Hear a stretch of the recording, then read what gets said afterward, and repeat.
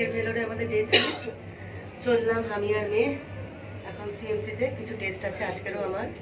আপাতত আজকের মতো আমার সব টেস্ট কমপ্লিট। মা মেয়ে চলে এসেছি কফি খেতে।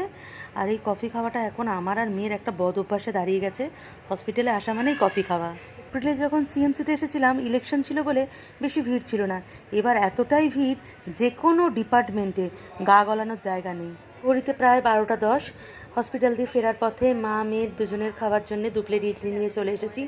এটা দিয়েই আজকে লাঞ্চ ব্রেকফাস্ট দুটোই সেরে নেব। গেছিলাম চা আনতে, বাইরে দেখলাম বৃষ্টি শুরু হয়েছে, সবাই জামা কাপড়গুলো মেলে এসেছি। আজকে আর চা বানাবার একদম ইচ্ছা করছে না, তাই বাধ্য হয়ে কিনে নিয়ে আসলাম। ইডলি খেয়ে মা মেয়ে জমিয়ে ঘুমিয়েছি।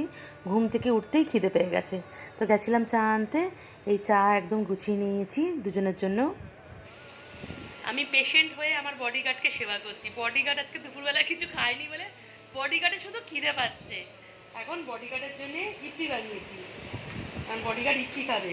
ডিনারে বানিয়েছি গোবিন্দভোগ চাল ডাল দিয়ে খিচুড়ি, যেহেতু আজকের মঙ্গলবার। তো ভিডিওটা এখানেই শেষ করছি। আজ আসি, আবারও দেখা হবে। সবাই ভালো থেকো।